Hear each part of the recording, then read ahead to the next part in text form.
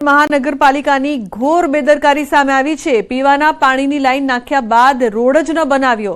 ગેસના બાટલા ભરેલો ટેમ્પો રોડમાં ખૂંપી ગયો। પાણીની લાઈન નાખીને માત્ર માટીથી રોડ પૂરી દેતા દરરોજ કોઈકને કોઈક વાહનો ફસાઈ રહ્યા છે।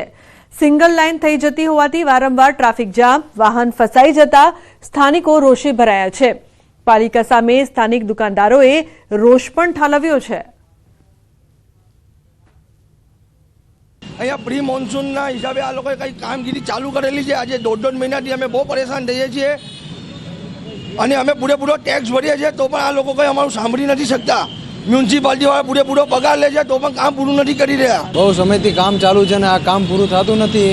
એસએમસીનું કામ પૂરું કરવાનું કીધું છે હીરાબાગ સુધી 30/5 સુધી ને અહીંયા સુધી જ અહીંયા પૂરું કર્યું છે ને અડધે કામે રોકી દીધું છે। 15 દિવસથી કામ બંધ છે ને અહીંયાથી ગાડીઓ હટાવી દીધી છે ને દરરોજની ગાડીઓ અહીંયા ફસાય છે। અમારા આજે ધંધા રોજગાર આજે ખલાસ થઈ ગયેલા છે। એસએમસી વાળાએ આજે 1 મહિનાથી કરે છે કામ તો કંઈ પણ વસ્તુ થતી નથી। એમને ખાડા એમને પડ્યા છે, અંદર વાહનો ફસાય છે ને લોકોને તકલીફ છે। લાભ તુરંત સત્વરે કામ કરી અને ખાડા પૂરી અને રસ્તો ચાલુ કરવા વિનંતી। અરવલ્લીનું મુખ્ય મથક કહેવાતા મોડાસામાં 4 વર્ષ પહેલા વોટર એટીએમ મૂકવામાં આવ્યા, જેની પાછળ લાખો રૂપિયાનો ખર્ચ થયો। ગામડાના લોકો અને શહેરના જરૂરિયાતમંદ લોકોને પીવાનું ઠંડુ અને શુદ્ધ પાણી મળી રહે તે આશયથી શહેરના 4 રસ્તા પર તેને ઓઘારી તળાવ પાસે નગરપાલિકા દ્વારા વોટર એટીએમ મૂકવામાં આવ્યા, પરંતુ આ એટીએમ યોગ્ય મેનેજમેન્ટના અભાવે ધૂળ ખાઈ રહ્યું છે। આ એટીએમ મશીન શોભાના ગાંઠિયા સમાન બન્યા છે। જ્યારે વોટર એટીએમ મુકાયા ત્યારે લોકોમાં આનંદ છવાયો હતો, પરંતુ તે પણ થોડા સમય પૂરતો જ હતો। ત્યારબાદ થોડા સમયમાં વોટર એટીએમ મેનેજમેન્ટના અભાવે બંધ હાલતમાં જોવા મળી રહ્યા છે। ત્યારે જલ્દી આ વોટર એટીએમ શરૂ કરવામાં આવે તેવી માંગ કરાઈ છે। મોડાસા નગરપાલિકાએ વોટર એટીએમ ઊભા કર્યા, લગભગ 2 વર્ષ થઈ ગયા। તો લોકોના જે પૈસે જે આ બધું વસ્તુ બનાવવામાં આવી રહી છે પણ એનો ઉપયોગ તો થતો નહીં। 2 વર્ષ થઈ ગયા પણ હજી સુધી એટીએમમાં પાણી આવ્યું નથી। તો લોકોને 1 રૂપિયામાં જો ઠંડુ પાણી મળતું હોય તો આજે 20-20 રૂપિયાની બોટલ લઈને પીવી પડતી હોય છે।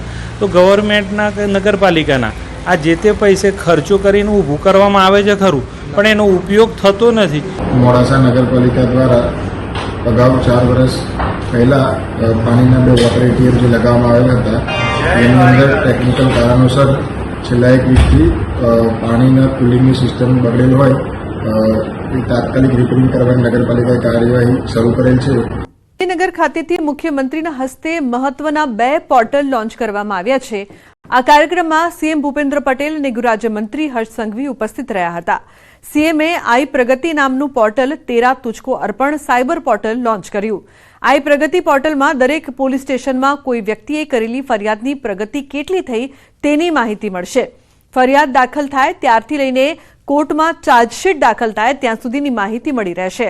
ગૃહરાજ્યમંત્રીએ કહ્યું કે ગુજરાતમાં આ પહેલું રાજ્ય છે જેમાં 2.25 લાખ બેંક એકાઉન્ટ અનફ્રીઝ કર્યા અને લોકોને તેનો લાભ મળ્યો છે।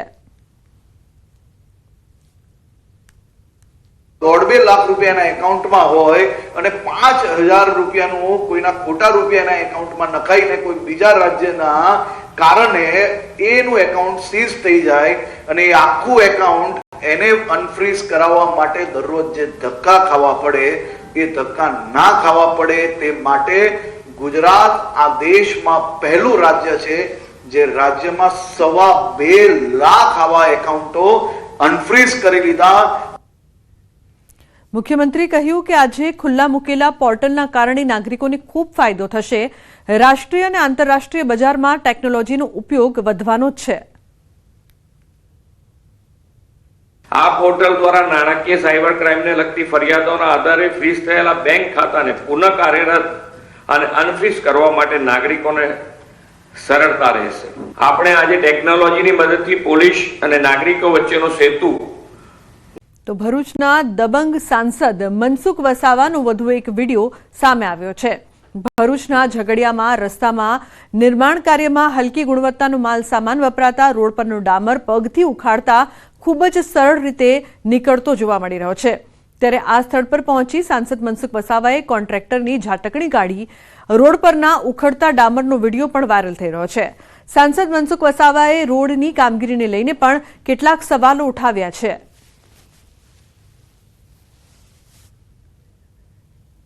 રાજકોટમાં કેન્સર હોસ્પિટલની નર્સ ચોલા પટેલની હત્યાના કેસમાં ધરપકડ. યુનિવર્સિટી પોલીસે કાનજી વાંજાની ધરપકડ કરી છે.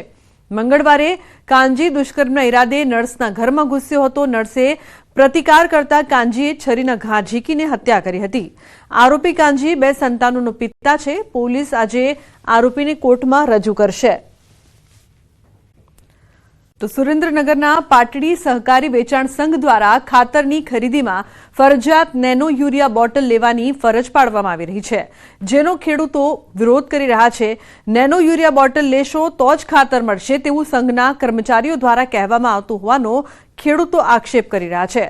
પાટડી ખરીદી વેચાણ સંઘ દ્વારા મનમાની ચલાવવામાં આવી રહી છે તેવું ખેડૂતો રટણ કરી રહ્યા છે. તો ખેડૂતોએ નેનો યુરિયાની બોટલ લેવાનું ના પાડતા તેમને કલાકો સુધી બેસાડી રાખવામાં આવે છે તેવો પણ આક્ષેપ છે.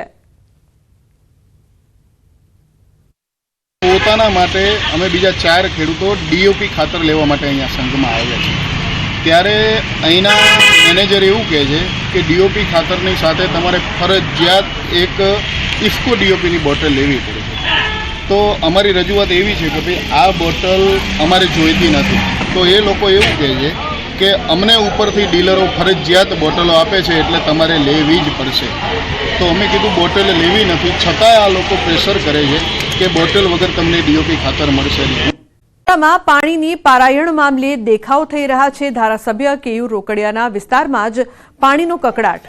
જય ગણેશનગર, શિવશક્તિ, જય અંબે સહિતની સોસાયટીઓમાં દૂષિત પાણી આવવાની રાવ છે. દૂષિત પાણીથી કંટાળેલા સ્થાનિકોએ માટલા ફોડીને દેખાવો કર્યા છે. ઢોલ નગારા વગાડી તંત્રને જગાવવા પ્રયાસો કર્યા છે. સ્થાનિકોએ કહ્યું છે કે અમે ધારાસભ્ય કે કોર્પોરેટરને ક્યારે જોયા નથી. વોર્ડ ઓફિસવાળા છેલ્લા 1 વર્ષથી ધક્કા ખવડાવે છે. વડોદરા શહેરના ગોરવા વિસ્તારના લોકોને પીવાનું શુદ્ધ પાણી નથી મળતું. એના કારણે લોકો જે છે તે અકળાયા છે અને દ્રશ્યો જોઈ શકાય છે કે ઢોલ નગારા સાથે લોકો જે છે તે પોતાનો વિરોધ નોંધાવી રહ્યા છે. અને અહીંયા જે સ્થાનિક લોકો છે તેમના દ્વારા માટલા ફોડીને વિરોધ પ્રદર્શન જે છે તે કરવામાં આવ્યું હતું. ત્યારે સ્થાનિક લોકો એ હદે અકળાયા છે કે તેઓ વોટિંગ કરવાની ના પાડે છે અને પોતાના સ્થાનિક નેતા છે તેમને મળવાની પણ ના પાડે છે. ત્યારે સ્થાનિક લોકો સાથે વાત કરીશું અને જાણીશું. બેન, શું કહેશો, કેટલા સમયથી પીવાના પાણીની સમસ્યા છે અને શુદ્ધ પાણી માટે ટળવડી રહ્યા છે? અમે 12 વર્ષથી અમે પાણી માટે પ્રોબ્લેમ છે. 12 વર્ષથી અમારે ચાલે છે આ. તો એવા નેતા શું કામ? અહીંયાથી ઓટો જ આવી જાય છે. વોટ માટે કોઈ નથી આવતું. ઓટો આવી જાય છે, ઓટોમાં ફેરવી દે છે અહીંયા બસ ગલી ગલીમાં. વોટ અમે લોકો આપી દઈએ છે પણ વોટ માટે કોઈ અહીંયા જવાબદાર નથી. અહીંયા જે અમને પાણી ચોખ્ખું નથી મળી રહ્યું. ચોખ્ખું પાણી જોઈએ છે અમને. આ સમસ્યા છે અમને. પણ હવે તો ચૂંટણી બીજી પર પણ આવશે ને ત્યારે અમારી જરૂર પડશે ને ત્યારે અમે વોટ નહીં આપીએ. હા, અહીંયા કોઈને ઘૂસવા પણ નહીં દઈએ, વોટ પણ નહીં આપીએ અને અમે વેરો પણ નહીં ભરીએ. જ્યાં સુધી અમારી સમસ્યા દૂર નહીં થાય ત્યાં સુધી અમે વેરો કે વોટ કશું જ અમે આપીએ નહીં. અમને પાણીની સુવિધા જોઈએ બસ. બિલકુલ. તો એક બીજા બેન છે, એમના હાથમાં ગંદુ પાણી છે, તેમની સાથે વાત કરીશું. બેન, તમે શું કહેશો? હવે તો ઉંમર થઈ ગઈ છતાંય પીવાનું શુદ્ધ પાણી નથી મળતું. આ કેટલી તકલીફ થાય? ઘરમાં બાળકો પણ પાણી આવે છે એમાં આટલું બધું ગંદુ અને ખરાબ પાણી આવે છે. આવું પાણી કોણ પી શકે? તમે વિચારો, બાળકો, ગરીબ, ઉંમરવાળા બધા કેટલા બીમાર થઈ ગયા છે એ ખબર પડતી નથી આ તો લોકોને. તો શું કરવાનું આના માટે?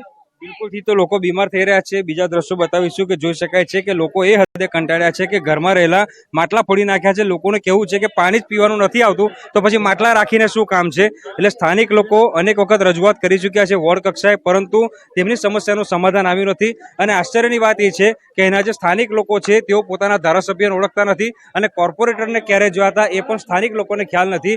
ત્યારે નાગરિકો કહી રહ્યા છે કે ભલે અત્યારે અમે પાણી માટે ટળવળતા હોય, પરંતુ જ્યારે ચૂંટણી આવશે ત્યારે આ જ નેતાઓ જે છે તે વોટ માટે ટળવળશે તે વાત નક્કી છે. નગરના નીલાવ ગામના એક જ પરિવારના 3 વ્યક્તિએ જાતિના બોગસ સર્ટિફિકેટના આધારે સરકારી નોકરી મેળવી હોવાનું સામે આવ્યું છે. વર્ષ 2003 થી વર્ષ 2012 સુધીના સમયગાળા દરમિયાન તબક્કાવાર જાતિ અંગેના ખોટા દસ્તાવેજો રજૂ કરીને જાતિનું ખોટું પ્રમાણપત્ર મેળવ્યું હતું અને ત્યારબાદ સરકારી નોકરી મેળવી લીધી હતી. આ મામલે વિશ્લેષણ સમિતિ ગાંધીનગર ખાતેથી તપાસ થઈ હતી. ત્યારબાદ વિજયનગર મામલતદારને ગાંધીનગર ખાતેથી ફરિયાદ દાખલ કરવા માટે સૂચન કરવામાં આવ્યું હતું. જે મામલે આ 3 વ્યક્તિઓ વિરુદ્ધ ફરિયાદ દાખલ કરવામાં આવી છે. આ 3 વ્યક્તિઓ પૈકી પોલીસ કોન્સ્ટેબલ સોલંકી નરસિંહ ગુલાબસિંહ, તેમજ સીઆરપીએફમાં નોકરી કરતા સોલંકી હિંમતસિંહ ગુલાબસિંહ અને અમદાવાદમાં લોકરક્ષક દળમાં નોકરી કરતા સોલંકી સુમિત્રાબેન ગુલાબસિંહ દ્વારા ખોટા દસ્તાવેજો રજૂ કરી જાતિ અંગેનું ખોટું પ્રમાણપત્ર મેળવી લેવાયું હતું. પોલીસ દ્વારા તેના દસ્તાવેજોની ચકાસણી કર્યા બાદ કાર્યવાહી હાથ ધરવામાં આવશે. હવે એ પ્રમાણપત્રો તો એમની જે તે વખતે આપણે એલસી ઉપરથી એલસી અને સ્થાનિક તલાટી મંત્રીનો અભિપ્રાય અને કુટુંબીજનોના પ્રમાણપત્રો એલસી એ બધું એ વખતે રજૂ કરી અને એક પ્રમાણપત્ર લીધું 2007માં અને 2003માં અને 2013માં. સોલંકી હિંમતસિંહ ગુલાબસિંહ અને સોલંકી સુમિત્રાબેન ગુલાબસિંહ આ લોકો રહે છે નેલાવ વસાઈ વિજયનગરના વતની છે. એ લોકોએ અલગ અલગ સમયે 2003થી 2012 સુધી વિજયનગર મામલતદાર કચેરી ખાતે ખોટા ડોક્યુમેન્ટ્સને ખોટું જે આધાર પુરાવા રજૂ કરીને ત્યાં મામલતદાર કચેરીથી એસટીના સર્ટિફિકેટ પ્રાપ્ત કરેલા છે ને એના આધારે સરકારી નોકરીમાં અપ્લાય કરીને સરકારી નોકરી મેળવેલ છે. જે બાબતે જે ફરિયાદ 10 તારીખે